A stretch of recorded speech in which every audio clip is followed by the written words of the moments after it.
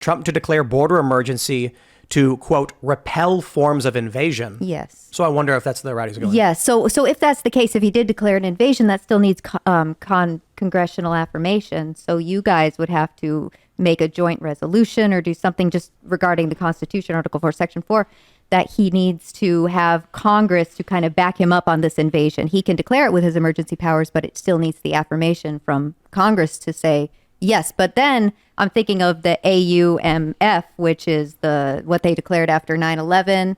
That pretty much exactly. Yeah. So I don't know if that comes into effect now because that's not constitutional. But I don't know if it comes into effect now because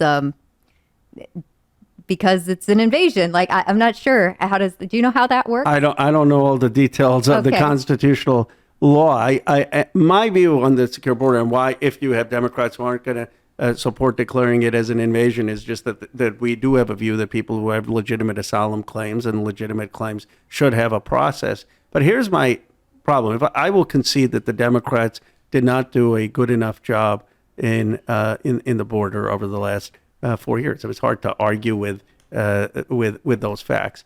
But what I dislike about what Trump is doing, and fine, you want to talk about securing the border and having a humane process. Yes, we need to do that. Let's find the balance. Right. But the fact that there are so many Americans in this country who have had opioid crisis, jobs leave, economic dislocation, no prosperity, declining wages, in my view, is not because of the southern border. That is not the reason that's happened. That's happened because we outsourced our jobs to Mexico, because we outsourced our jobs to China, because we got a $1 trillion trade deficit while China has a $1 trillion trade surplus. And so just blaming the undocumented, it's a separate point. Because we printed money. Here to all of that. I feel like you're saying that's absolutely correct. I feel like you're saying, I feel like I hear you saying, get rid of the minimum wage and get rid of unions. You got that. Wait, but would you not acknowledge that it's a total punch in the face after all of that you just talked about right there? Would you not acknowledge that unvetted mass migration is just an absolute punch in the face? Look no further than 2020. Shutting down businesses, people being out of work, all that stuff.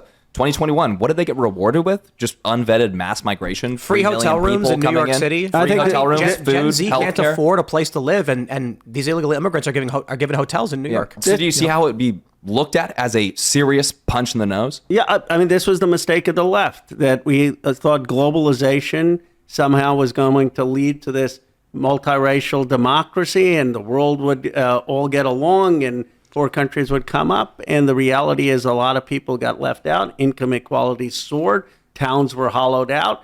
Ordinary Americans felt left out and not feeling this. And then you had this, what you call a large amount of people coming in undocumented. Unvetted mass migration. And people are saying enough. And it was the wrong strategy. If you have my goal, which is let's have what Frederick Douglass talked about, Martin Luther King talked about, a cohesive multiracial democracy, this was the wrong way about going about it. And I think the answer to that, I'm not saying there are not serious answers on crime, on gangs, but the answer, we can't tell people in Johnstown, Pennsylvania, or Paintsville, Kentucky, that if we fix the border, that their kids are going to have the American dream. That's lying to them. You want to fix that area, you got to figure out how are we going to invest in those communities. But it's a contributing problem. It's just like with the crime. Like, you're right that a lot of prosecutors are taking it seriously now that the American people have woken up to the soft on crime, the dangers of being soft on crime. George Soros, though, just got the Presidential Medal of Freedom. Like, the left, and I mean, I love hearing you talk with us because you're part of the left that I like, and I wish more Democrats thought like you did. But the left, in the way that it pushes the elite's agendas, it brooks no dissent. And then you have these groups like the Center for American Progress and the ACLU that, they may do some good things. They may have a decent perspective.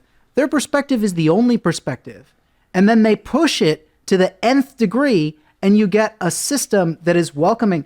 I mean, in this past administration, we had Border Patrol agents told not to refer to illegal aliens as he or she until they knew their preferred pronouns.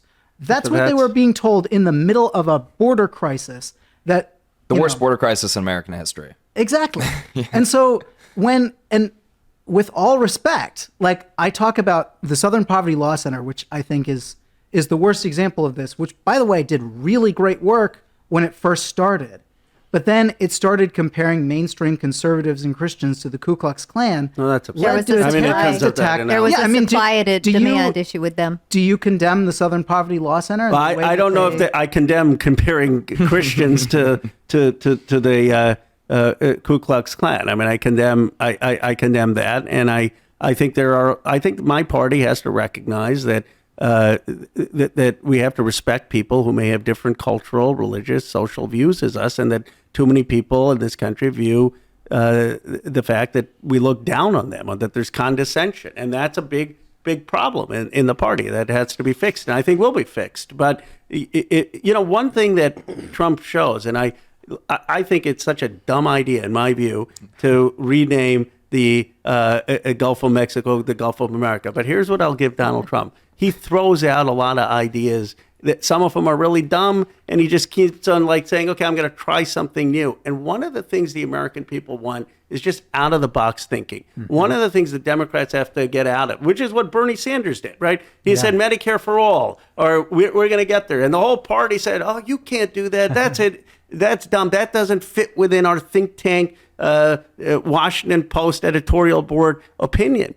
And I think the next generation of politicians have got to be willing to think outside the box, say things that could be a gaffe, say things that may be dumb. FDR did a lot of things that were really dumb, but he got the New Deal, which I view as an extraordinary achievement. But you got to have a sense of not being just conventional cardboard cutouts. And I do think that's been a problem in our party. Do you think he was just poking fun at the president of Mexico, though? And by the way, it is the Gulf of America, by the way.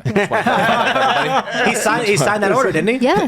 To be fair, AOC says a lot of really stupid out-of-the-box things. Okay, there you go. Yeah. I don't go with the stupid part, but the out of the box I'll give you. Well, but that's the bureaucratic groupthink that you're talking about is really the centerpiece of what I wrote this book about, because I think when you get that on one side, that tends to have the media echo chamber, tends to have a lot of the elite institutions following it, edging out people who have alternative points of view, you often end up with really horrible policies on the ground. And that's what I think we saw these past 4 years.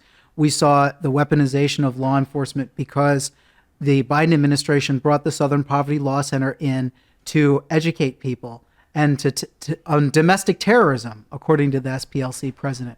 But you saw, every radical idea that's being championed by people like George Soros was embraced by the bureaucracy, and the bureaucracy still tends to favor those ideas.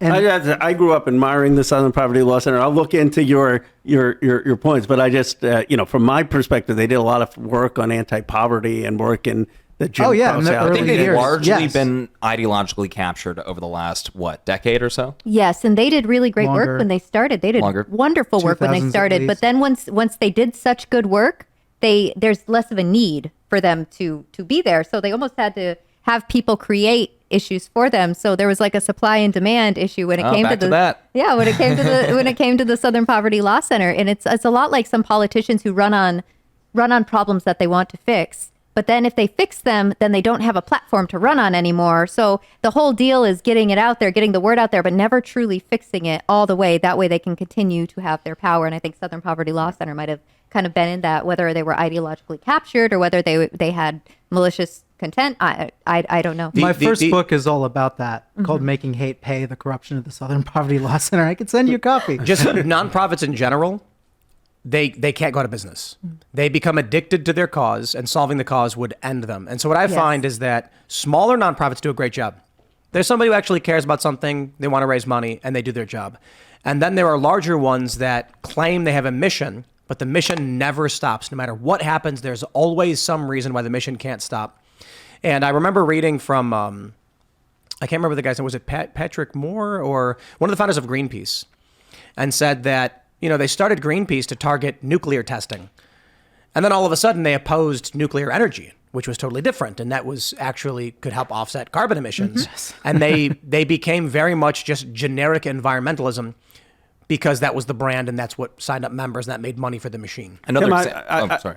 I don't question that some nonprofits go too far and that there's bureaucracy, but don't you think that there's something about like today's inauguration? And I saw up on the platform, by the way, all these tech multi-billionaires from my district who were not Trump supporters in 2016 or 2020 or 2024 in the primary.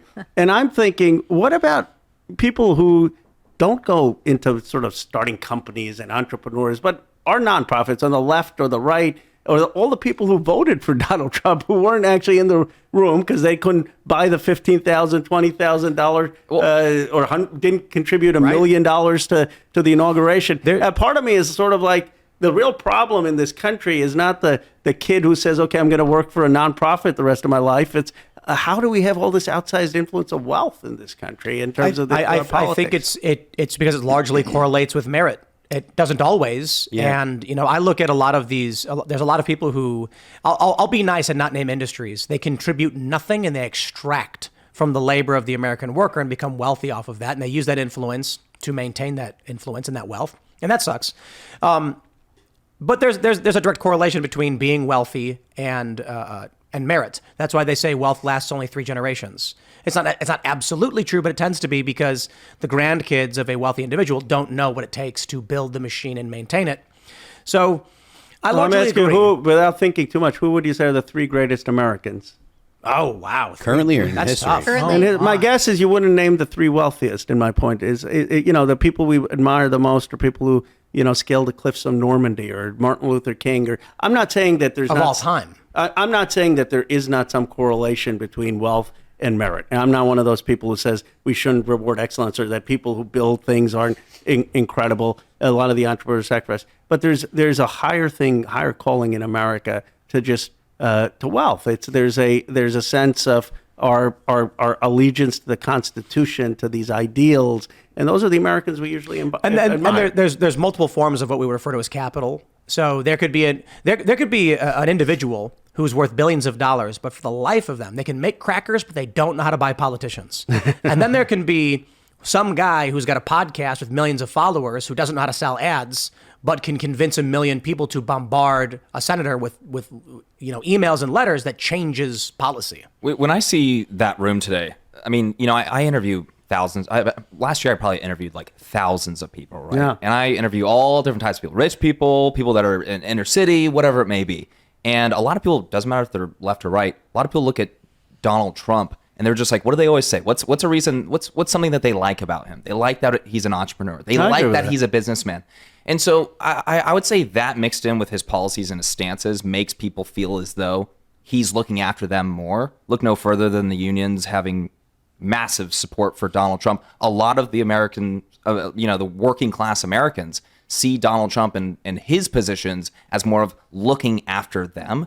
And so, I guess to Tim's point, yeah, you can have a lot of billionaires in there, and perhaps those people aren't relatable, but the movement is. More so than what we're seeing from the left. I think that's just what I hear from a lot of people on the street. It's one of the most common things I hear. Thanks for checking out this clip from Timcast IRL. Make sure to watch the show live Monday through Friday at 8 p.m. Subscribe to this channel, and we will see you all there.